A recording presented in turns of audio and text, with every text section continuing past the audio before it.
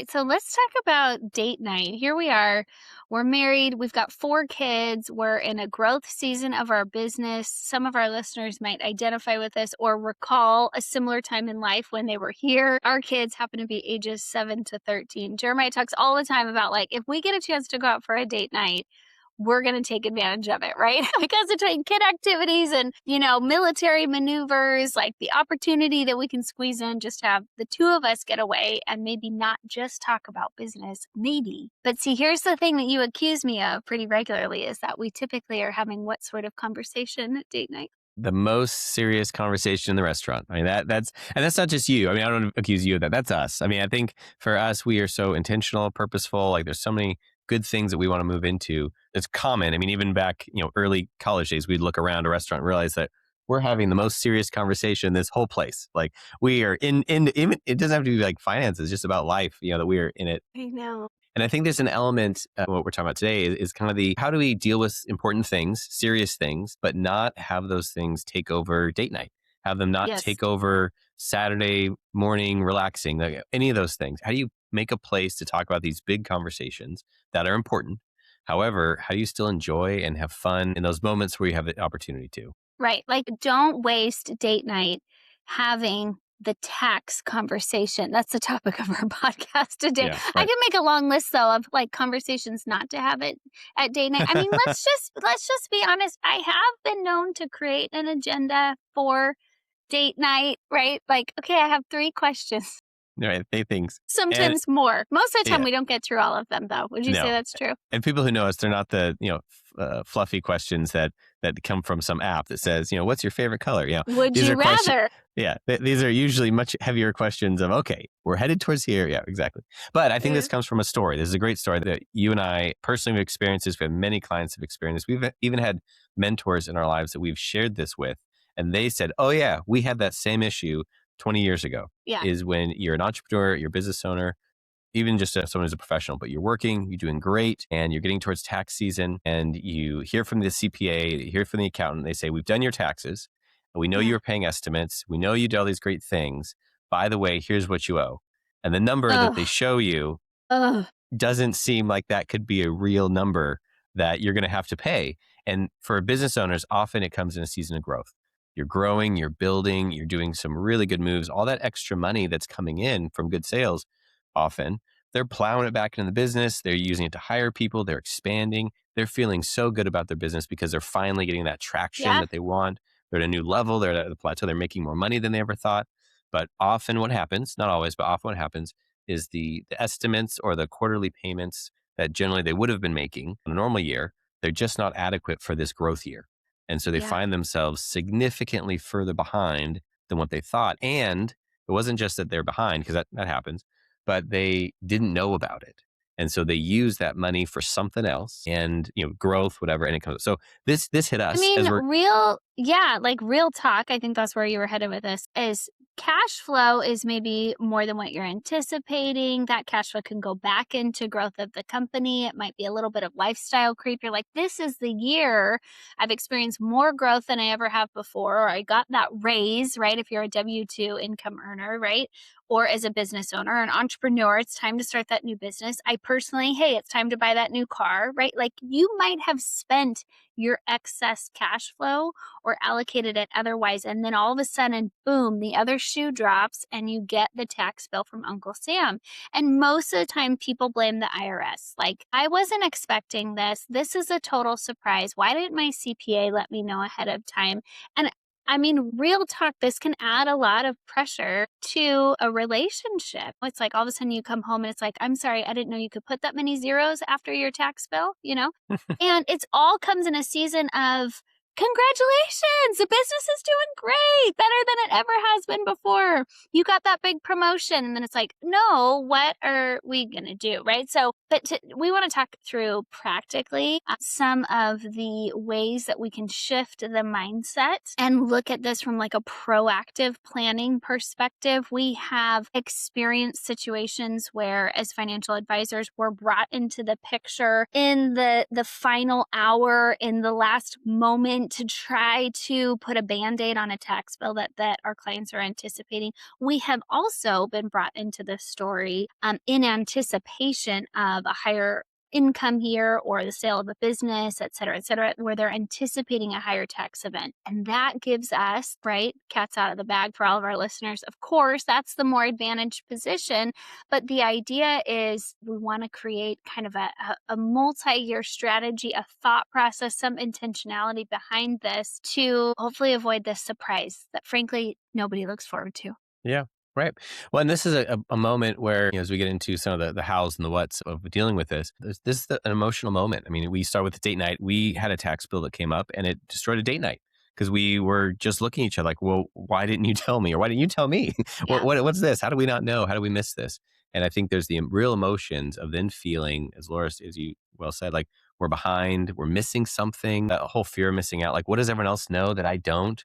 Because I see these other successful entrepreneurs, they seem to be doing fine, but I feel like I'm entering this new level with my business, but now I just feel like I took this big step back because how do I deal with this? So I think there's the emotions are real about that. And I think the next piece is just that level of sophistication with your tax planning. It was okay for yesterday, right? We have a lot of, it's a common story we hear that someone says, my CPA, I think they've been doing great for me. They've been a good partner. I've had them for years. And then say, but I'm not sure that they're going to be the right fit for this year, next year, or going forward. And we use the kind of language up until now. Up until now, it's been great. Up until now, we've done a good job. However, from this point forward, perhaps some higher levels of sophistication and planning are needed. And with a lot of Mhm. our clients or business owner clients, especially, is doing your taxes in April, February, March, and April, working with your CPA is not enough. Like you are Mhm. behind the game. There's a lot that could have happened before December that you've already missed. And so it's really important to say, hey, this was a surprise tax bill. What do we do? And then to start looking at the next year when you're going to deal with that one first. But then also, let's start planning the next year. Let's realize not just where our business is, where is it heading? More importantly, I think the bigger overlay, where's our life heading? And what do we Mhm. want? What do we want to be building in the midst of building this business? What do we want to build personally in our finances so that we can put in some tax structures that will benefit your taxes now, as well as build the future that you're Right. excited about. That's the thinking you need. Yeah, it's a very real thing as a business owner to see the growth of your company surpass the goals that you have for your personal finances. And lots of different reasons why that can be. I mean, oftentimes when you're growing a company, your attention is focused on KPI, capital, reinvesting capital into the company, maybe acquisition, right? The company itself is becoming more complex. And oftentimes, kind of the side dish or the lingering thought in the back of your mind is like, oh, yeah, well, inevitably this will have a positive impact on my personal finances, right? And we're focusing the conversation today on taxes, but we often find that people kind of, you could use that term, graduate. There's kind of another layer of complexity where all of a sudden, the backyard barbecue or date night, maybe their thoughts are wandering towards like, well, how does this person pay their tax bill? Or shoot, I think I have more legal questions than I did before. What does cash flow look like over the next couple of years? So typically, again, using that kind of up until now, we might sit down with, let's say, just for example, sit down with somebody who up until now has been able to kind of silo some of their professional advice. They might have an attorney or a general counsel that they access for business related needs, but maybe not an estate planning attorney for their personal finances, right? They might have a CPA that has done a great job for them and files their taxes on time and that has been sufficient. And they might have an advisor, which might be synonymous with kind of like an investment advisor. They're managing my investment for this account. We had adequate returns last year. That's great. And up until that point, each one of those has served the need that you had. But as the complexity rises, there is opportunity, I guess I would say, to draw all those resources together and develop a more cohesive, or we use kind of a holistic plan where you want all those different professional avenues of advice to be working together because it's all intertwined. And this is really the joy of the work that we get to do is kind of creating, I guess I see our role oftentimes as kind of that quarterback, right? Where we're drawing it all together so that as the business becomes more successful, your personal finances equally hit the goals and the markers that you are looking to achieve. going forward. Yeah. Well, there's an element too of someone, you can use that quarterback phrase. There's often times where someone's a little DIYing their lifestyle in the sense of I have my CPA, I talk with him. I have my investment guy, I talk with them. I have my financial folks, I talk with them. And they're doing it themselves. And I think there's a good comment to talk about how much brain space that takes up on a weekly basis versus saying, hey, I know these are being coordinated. I know I have a master plan. I know someone's leading this for me. I can focus on my business. I think that's a big piece, especially for someone who's a business owner, to say, not just can you do it? Of course you can, right? That's why you're a successful entrepreneur, because you're very, very capable. But what if all that capacity was focused just on your business? Where could this put you? If you had a clear plan and a clear objective of how to deal with all these other items that are extremely important, you can't just let them be ignored. But if you had a partner in that, how much could you more focus on your business and what you're doing? So I think it's a wonderful spot to be in. It's a fun place. But let's jump into a couple of the myths or mistakes I think that people make. I think the biggest, we have 4 or 5 here that we'll talk about. But I think the first one, and we referenced it slightly, is waiting until April to deal with your taxes. If you're an S corp, maybe it's a little sooner. All right, but we'll just say February. Waiting until February to start thinking about taxes because your tax person said, "Hey, I need some documents from you," and that's the first time you thought about it. In my mind, that's a pretty major mistake because you've missed a lot of opportunities that could have been. And, it might be just delaying the conversation because you haven't had time to think about it sooner than that. It might be that you don't anticipate any changes in your taxes, so you just assume they're going to be the same as the year prior. It could be that you've never experienced really like a multi-year tax planning strategy, which is not often what CPAs do. For the most part, as advisors, we develop the multi-year tax planning strategy with our clients, and then we interface with their CPA to execute on it and to kind of tune up and refine the specific figures that we have or the strategy that we're discussing. So that's kind of an ideal situation. This next mistake or myth is, we find that clients that all of a sudden find themselves in a higher tax bracket or more tax liability than they've experienced before are looking for kind of the magic bullet. They maybe are being influenced by something they've seen on social media or they've read about or they've talked to a friend that said like, "Hey, I have this magic bullet and this one, trick up my sleeve, so to speak, that I utilize to save taxes." And my response to that is number 1, you want to make sure everything is valid and legal and above board. 2, maybe it worked for your friend, but it's not the right fit or the right solution for your portfolio. So often individuals don't really understand the differences, right, between the way you hold your assets and your whole financial plan is custom to you. So the right tax strategies need to be unique as well. We're not magicians. We're not going to come up with a magic trick, but we're going to be thoughtful. We want to utilize all the strategies available to us to make sure that we're minimizing tax liability over time. And so that takes some intentional planning and a multi-year strategy. The magic bullet is not something to rely on, Right. essentially. That's right. And I think that's a good comment. There's no magic bullet, but I would say there is low hanging fruit, right? There Mm, are often when someone comes in, we'll say, "Oh, well, are you doing this? Are you doing this? Are you doing this?" Not one of those is going to cure everything and fix everything, but it's kind of that next level of sophistication to say, "Hey, as your finances have updated and changed, you need to start doing these 4 or 5 things as standard practice, right? These become normal and they're not magic bullets, but they're a number of things that we work on with most clients of just upgrades, regular upgrades. One, we talked a fair amount, but if you're charitably minded and you're making donations, you should be donating appreciated stock. It's just more powerful. It's more bang for your buck. And it's a great upgrade that a lot of clients that we start working with are very charitable. They're very generous, but they're giving out of their checkbook and they're not giving mhm, out of appreciated stock. And that's a real quick upgrade that mhm. I would say just is one piece of low hanging fruit that up until now, you've never done this, but from here forward, this is how you'll give. And it's very powerful. So there's a number of things like that that are part of the tax code that when you talk to your CPA, if you ask them about it, they'll say, "Oh yeah, yeah, yeah, we could do that."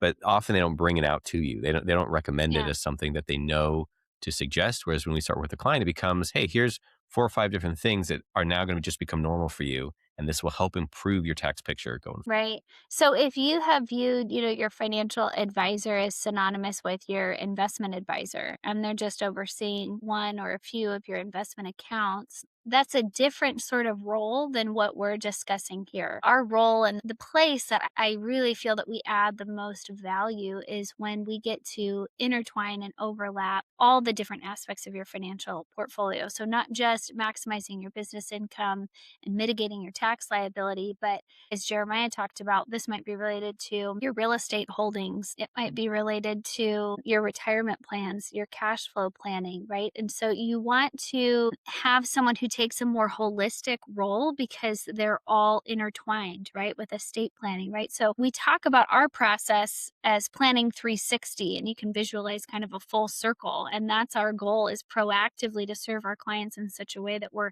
touching on all aspects of their financial plan because they're all related. So even on today's podcast, we're talking a lot about taxes, but it's not just taxes that we focus on. Again, if somebody walked in the door and said, I've got $5 million to invest, can you do it for me? Or I need to save money on taxes, can you do that for me? The answer immediately is, well, we need the full picture, right? Like, do we know how to do those things? Yes, but we need all the details put together.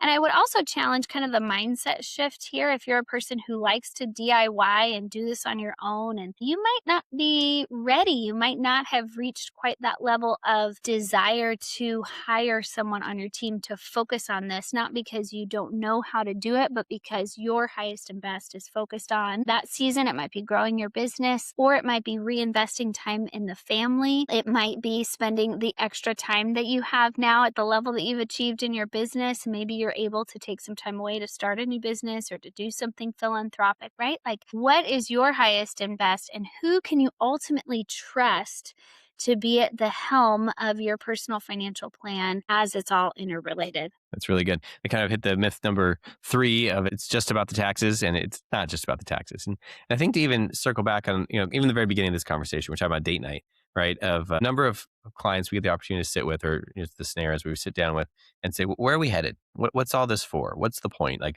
of course, put food on the table, be successful, all those good things that people have. But it's really valuable to take a moment. And for us, time with our family, time together, experiencing the world that's around us, contributing to our community, those are the things that we would say all this is for. The whole reason we're building a business is we want to benefit our community, we want to benefit our clients, we want to benefit our time together with our family and with you and I. And so when the things that we would say is the most important, hey, this date night, when it gets railroaded because of some financial thing, it's important to take a pause and say, is this really what I want? And of course, there's seasons where you just got to get through it, but really to make sure you're building towards the thing that's exciting to you. So just as an outcome, a personal thing, we started instigating tax check-ins. So those sound fun, right? But tax check-ins I between the tell two of you, us, right? Exactly. Just to say, hey, are we still on track? Like, this is what our taxes were. This is what we're expecting. This is how the business has changed. we do Are we those still on track? quarterly. We do Yeah. those quarterly. And I mean, we can call them, tax check ins. We could also call them like, let's save date night, you know, Yeah. like that's kind of similar strategy. Yeah, right. It's a structure to allow us to experience the life that we want to live in the midst of dealing with these important things. I think anyone who's felt that same pinch, and one more thing I'll say, so at the beginning is we had this issue. We hit a big tax bill. We talked to a mentor, and they're like, "Yeah, we had that same thing years ago. We know what that feels like." And it was instantly the connection of like we had a big fight about that too, of realizing your business is growing, wonderful, but you get this pinch, and how do you deal with that? So I think for anyone out there, you're not alone. This is not a unique thing to business owners. It is something that can be surprising, and something is a great sign of success that you're thriving in what you're doing. However, it can be a surprise, and it Yeah. doesn't need to be a surprise every year. If it was a surprise Right. one year, let's fix it the next year. Let's make sure you can move Right. forward in a way that's healthy.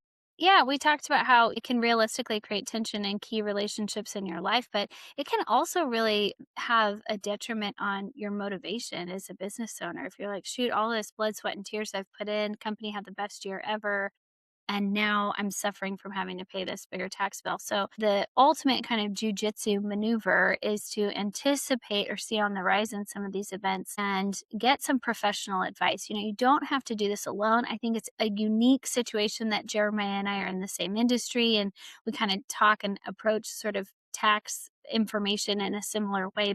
But more often than not, it's one person in the relationship that is maybe more invested in the business planning or growth, or more invested in the personal financial portfolio.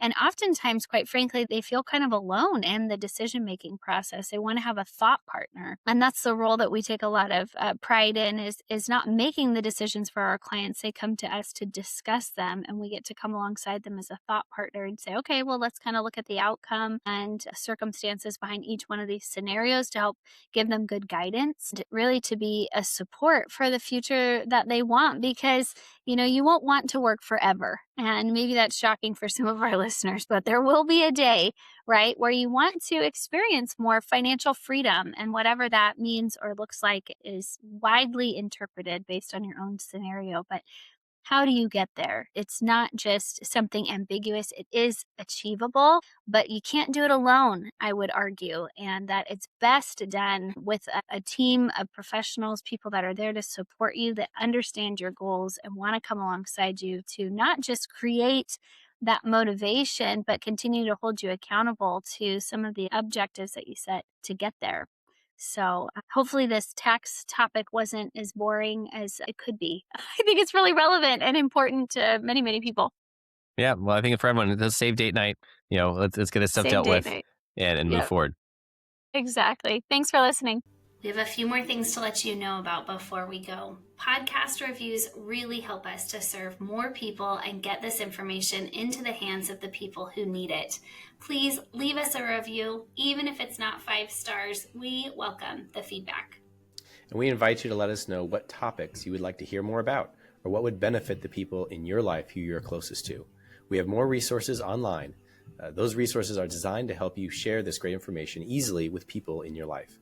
To access those resources, please visit tricordadvisors.com. Often we hear from clients that they wish they had talked to us sooner. If that's you, we'd be thrilled to see how financial planning can benefit your life. Email us at contact@tricordadvisors.com or simply click on the link in the show notes. We love creating content that's useful, resourceful, and maybe even a little entertaining.